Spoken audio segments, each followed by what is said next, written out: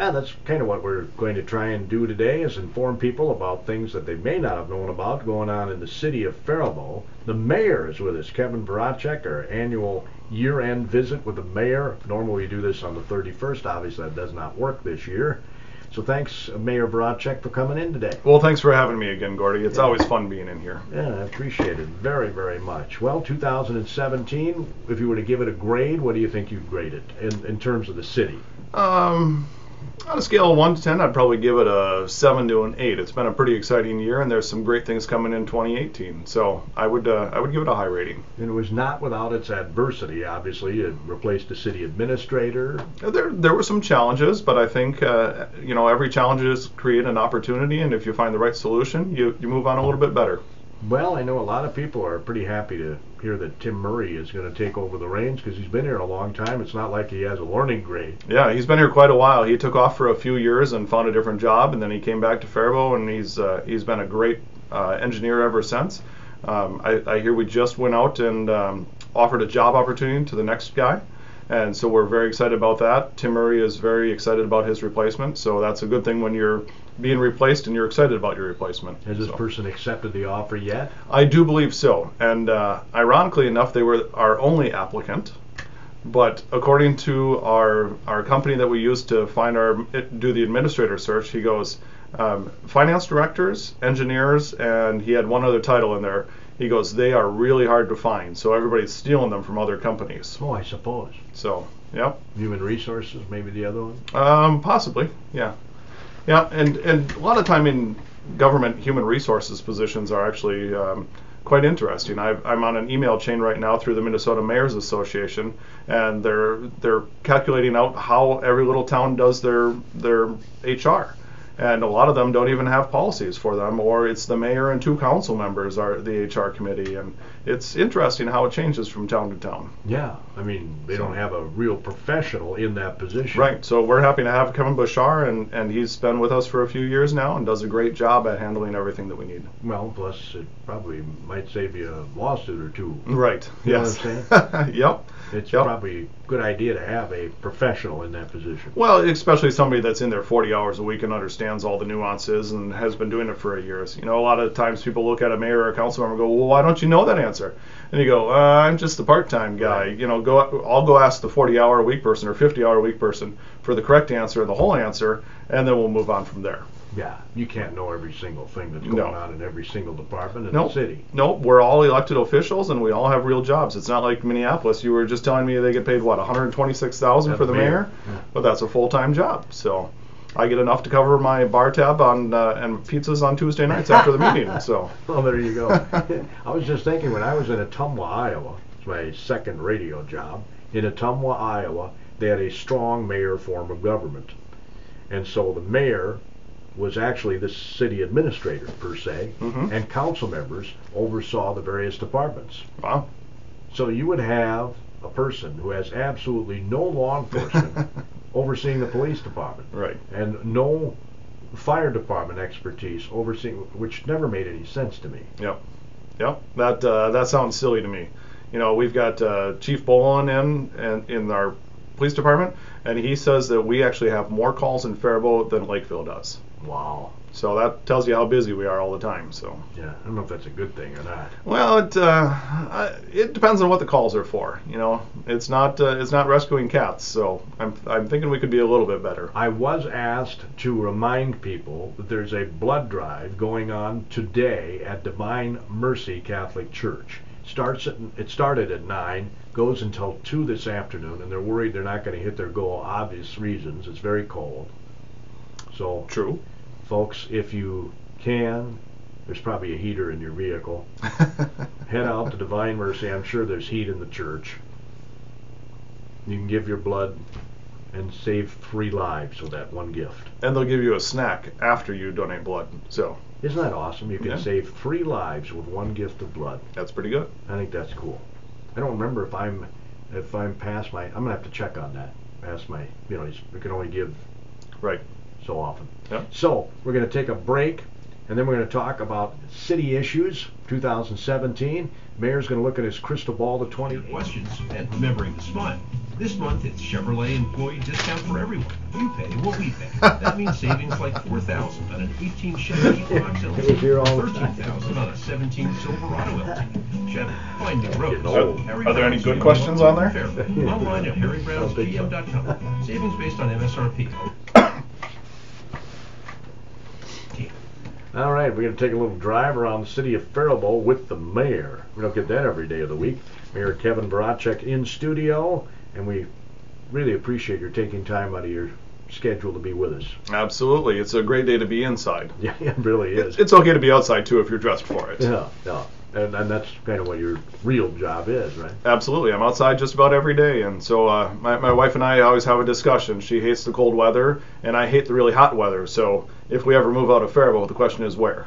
Yeah. So, where would you go? Yeah, because there was only one spot, I think it was down in Florida, was the only spot above 50 degrees today. Florida and California. Everybody else in the nation was under 50 degrees. So isn't that something? Yeah. I wonder how often that's happened. Yeah, well, it's happening more and more, I think, these days. So I'm guessing not too often. Yeah. So again, I want to remind people, please, if you have the time, give blood. Make the time. Give blood. They're doing it right now until 2 o'clock this afternoon. As you can imagine, the traffic has been light. That's why they wanted us to remind you folks that they are doing a blood drive at Divine Mercy in South Faribault. Well, I guess the first thing, we kind of touched on it. When the year began, Mayor, we had a different city administrator than we're going to have in 2018. So correct. Do you think there's, with the change in administrators, is there any changes that we're going to see, or is that? Well, I don't know if there's any direct changes that you'll see real publicly. I think a lot of internal processes might be smoothed out, and things should flow through City Hall a little bit quicker. Mr. Murray has been very good at what he's done, and he's very respected in the industry, in the world of engineers. So we're looking very forward to what he's going to do as an administrator. Well, I've noticed over the years that Tim is a very organized guy. Absolutely. And I would think a city administrator would have to be that. Yes, an administrator handles a little bit of everything. They're kind of the oversight of everything, and the tough thing that an administrator has to do, though, is they have to balance their staff with the city council, and the council changes every 2 to 4 years depending on how the elections go. Right. And so you've always got different bosses, and you got to figure out how to work with those bosses to relay it to your employees, and then handle it back and forth. So it can be a tricky position, and you never know what to expect. But the council's job is to set the policies, right? And then the administrator has to follow those policies and administer how he sees Correct. getting those policies to fruition. Yep. We're the policy arm of the government in Faribault. A lot of the day-to-day operations are below us in the regular staff functions, and then a lot of things like parkland development. That's over in a completely separate committee that's all citizens put together. Last night, Chad got recognized for a Hidden Hero Award, or Hidden Gems is what they called it, I guess.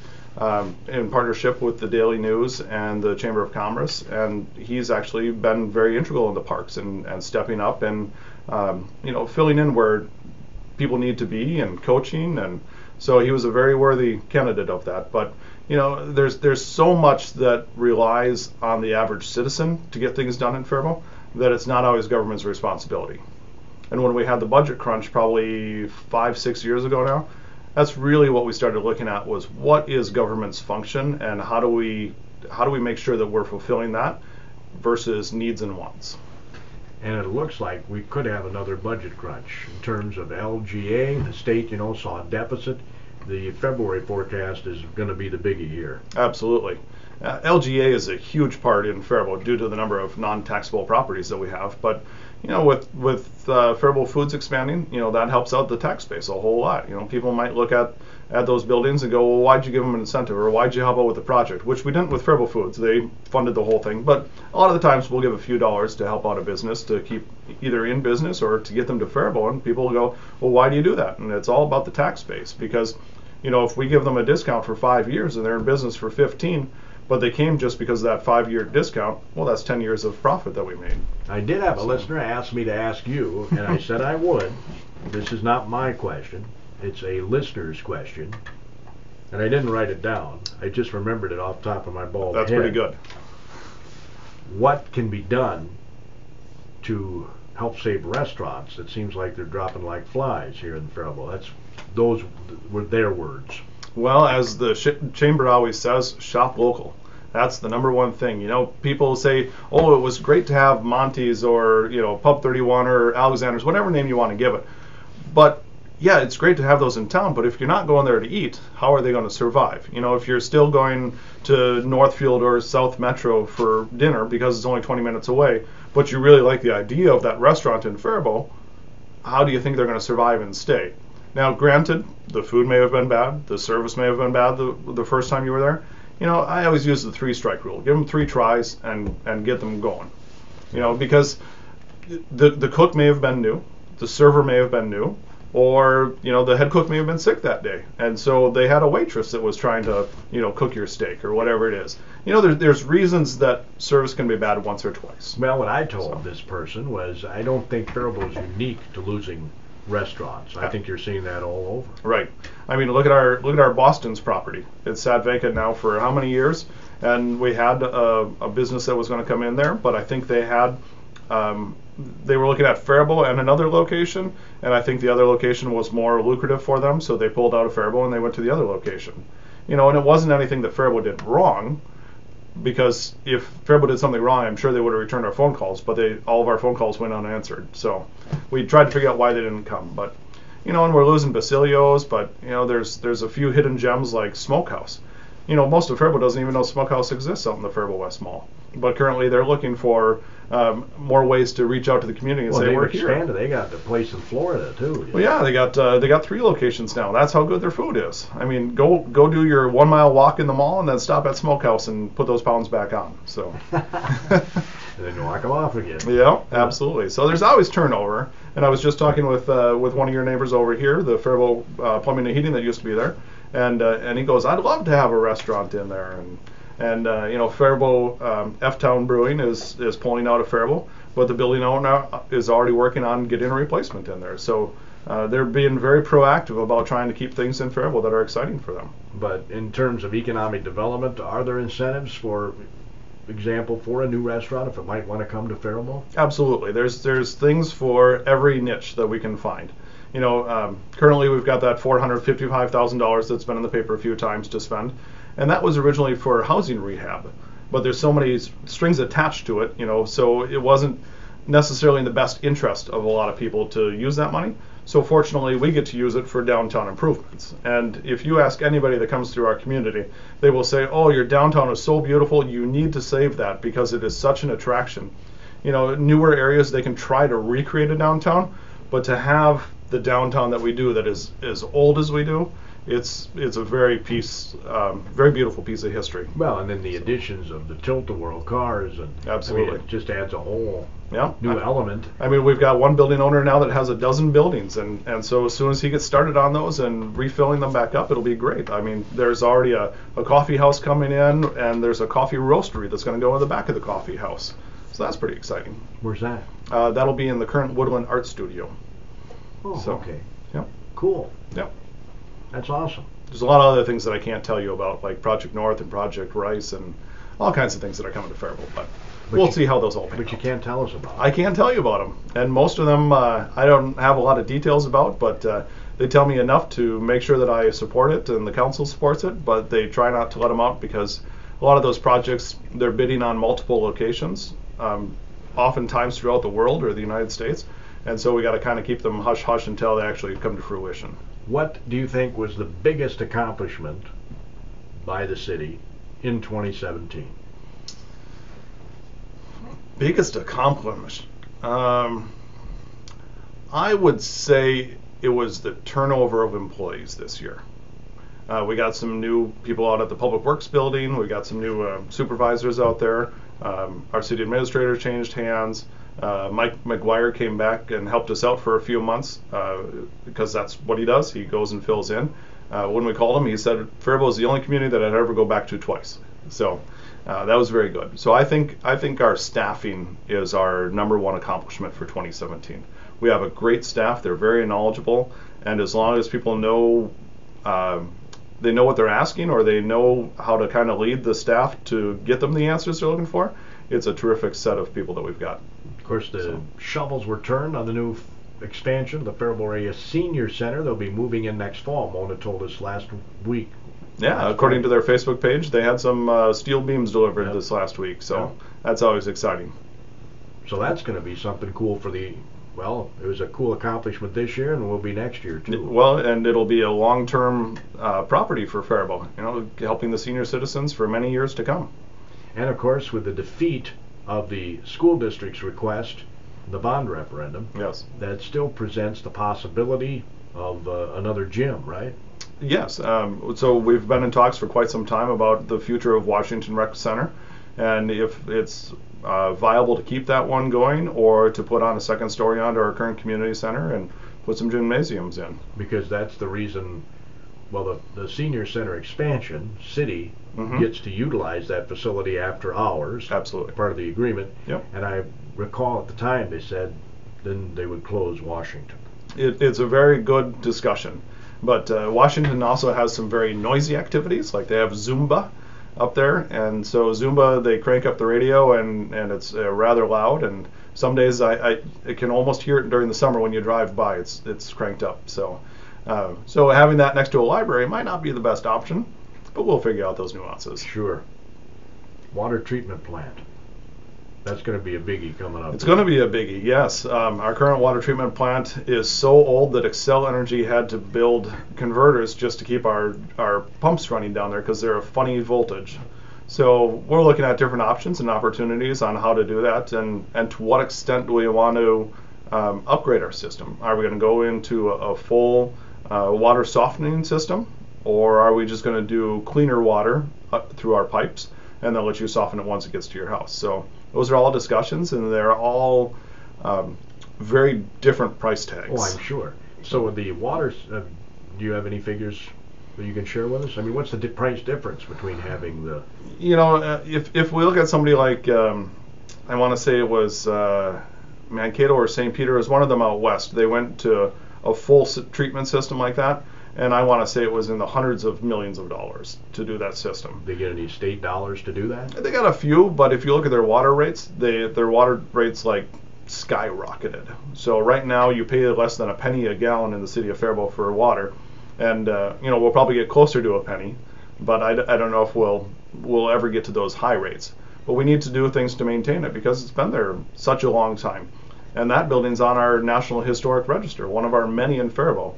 So if you ever drive down 7th Street and look at that building, it's been there for ages, and it's recognized for its age. I did not realize that it was on the National Register. Yeah, well, we've got the second most in Minnesota compared to St. Paul. Well, they're the only one in front of us. So. I knew that, but I didn't realize that water treatment. Yep. If you're driving by, the brass tag, I believe, is on the right-hand corner of the building when you're driving by. So. Well, I hope that doesn't preclude the city from replacing it. Well, if it's needed. We don't want to replace the building, but we'd probably add on and put up a second building behind it.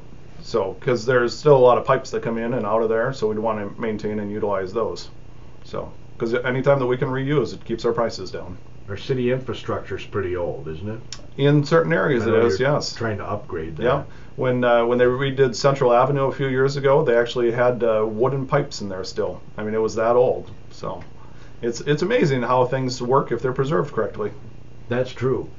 So that's the good news, yep, that it was preserved correctly. Yep. Now you're in the high-tech communications business, typically, right? Yeah. So how is Faribault covered in terms of internet? We have high speed all over the city? Yeah, we do, and it depends on who you want to use for your carrier. The company that I happen to work for, we've got some spots that are really terrific, but we've focused a lot on the county where there isn't quite as much competition, so nobody else is providing the service. Sure. So we've gone out into the county to try and provide that. So the southern half of Rice County we actually cover quite well now. Inside the city limits, we've got some areas that aren't quite so nice, but there's 2 or 3 other opportunities in Faribault for that. So should that be a goal of the city government, for example? Because today, business, you have to have internet. Well, and that is a good question. So making sure that it's available everywhere is a good question. So there was an article in the Daily News about a week ago about a company looking at the airport. Well, Deanna Kennan contacted me and said, hey, what's up with the internet speeds out there? They're incredibly slow. And I said, well, we just had the ambulance service move in there, and their internet is screaming fast. I said, let me look into this. And that was all about an addressing issue. So we just had to correct the address, and all of a sudden the internet's good. Okay. But that's a rare scenario. But as far as us compared to an Owatonna, Northfield, we're all getting multiple competitions between different providers. So there's usually somebody that can provide you what you want. The question is, what's the price tag? and don't they kind of piggyback on each other? Some of them do, yep. There's a company out of Owatonna that doesn't have any cable within the city limits of Faribault, and so they piggyback off of my equipment. So, yeah, it's interesting how it all works. It's all competition and the break of a Ma Bell and rules. I put up a picture of Faribault City Hall on our website promoting today's show. Mm-hmm. And, you know, when I didn't really look at City Hall, you know, you go over there, you don't really, but when you look at the picture, you think, you know, that's a pretty cool looking building. Yep. I don't know if too many cities have it was 1894, I think is what it said. Right. On the side of the building. Yeah, it's been there a long time. You know, they had to add the elevators at one point to make it ADA compliant, but yeah, it's been there forever. And you know, you could have just shared off the mayor's page, Mayor Kevin Voracek on Facebook. You could have just shared my post. Save yourself time. Oh, you have a picture on there of the City Hall? Yeah, I created an event just for the radio show. So quite often on my mayor's page, I've got things that are going on in the city of Faribault, so it's a good spot to keep up to. So Yeah. if you're on Facebook, go search for Mayor Kevin Voracek. Well, what items would you like to get out to the public? Well, you know, we are in the winter season, so even though it's cold, we've still got ordinances that you need to follow. You need to get out and shovel your sidewalks and make sure that your cars aren't on the street, because we all complain when there's snow on the street, but if people aren't moving their cars, they don't have a right to complain, and some of those cars will get towed. And you're not supposed to shovel your snow onto the street, right? Your snow or your grass clippings, yes. Yeah, if it's on your yard or on your driveway, you need to figure out how to take care of it. That is so correct. when I mow the boulevard, Mm-hmm. which is technically not mine, right? Well, that's a question, but it's technically yours, but it's technically When governed. I'm mowing the city's boulevard, using my gas to mow the city's boulevard, I'm supposed to have the grass pointed toward my yard, not toward the street. Correct. Yep. Yep. Keep it all in and put those nitrates back into your dirt so that they can decompose and fertilize. You know what the penalty is? It a misdemeanor or something? Yeah, it's a misdemeanor, and there's a fine that goes with it. Okay. Yep. Yep. And once in a while, we get people that call and complain about that, because there'll be people that'll push their whole yard right into the street and then they don't sweep it up. You know, but some people do that, and then they come back and they vacuum it all up or sweep it up, or depending on the company. So, yep. So again, what is it? 72 hours? 36 hours. The sidewalk has to be cleared. By Yeah. 24 24 is what we aim for. Yep. Yep. So it all depends on the snowfall too, and how busy our community service officers are, and there's all kinds of different ways that you can get around it. Right. But So- but the end snowbird- result is, if you get caught on it, you'll get a fine for Right. it. So snowbirds need to remember that and have somebody clear their walks when they're gone. Absolutely. Well, especially snowbirds that are, who's ever taken care of your driveway, because if you don't clear your driveway and you don't make it look like somebody's there, that's an easy target for a theft too. That's true. So you always want to be aware of making it look like somebody's living in your house. Boy, you can say that again. Yeah. Anything else you wanted to get the word out on here? Well, Faribault's in some exciting times. We've got some businesses that are coming in. We've got some buildings that are under contract that have been vacant for a while. We've got a few businesses flipping around.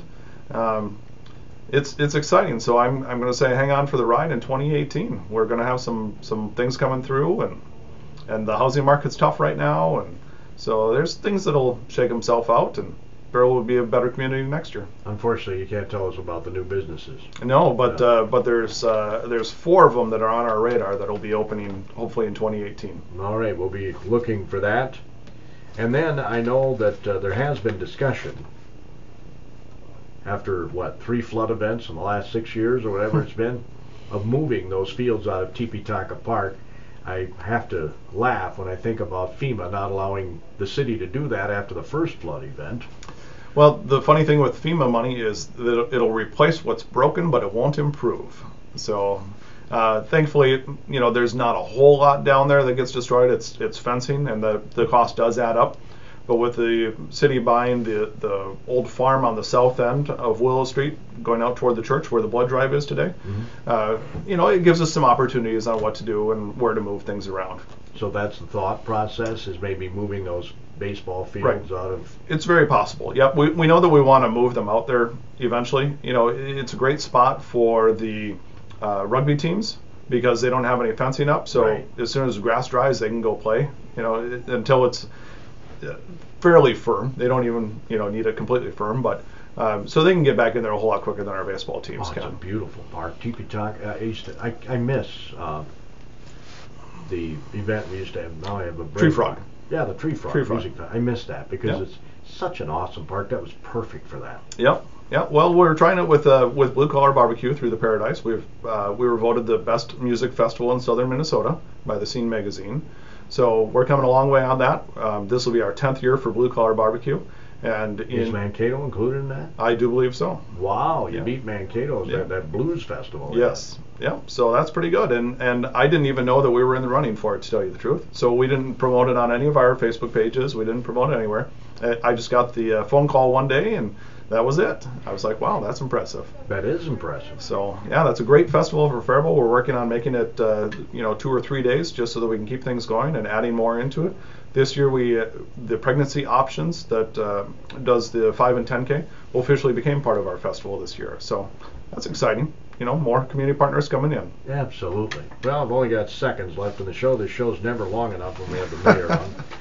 We should probably do this on a more regular basis. We should. Maybe quarterly. We'll try to get it done. And we'll see if we can't get that done. Yeah. Maybe get some representatives from city council. I could bring a director with me every time if we need. That would be awesome. Yeah. All right, that concludes today's edition of AM Minnesota. Hope you enjoyed our broadcasts throughout the year. This is the last broadcast we'll have in 2017 of AM Minnesota. We'll be back next year with some more informative programs. You ever have an idea for a show, I'm more than willing to listen. You're in tune to KDHL AM, Faribault, Minnesota.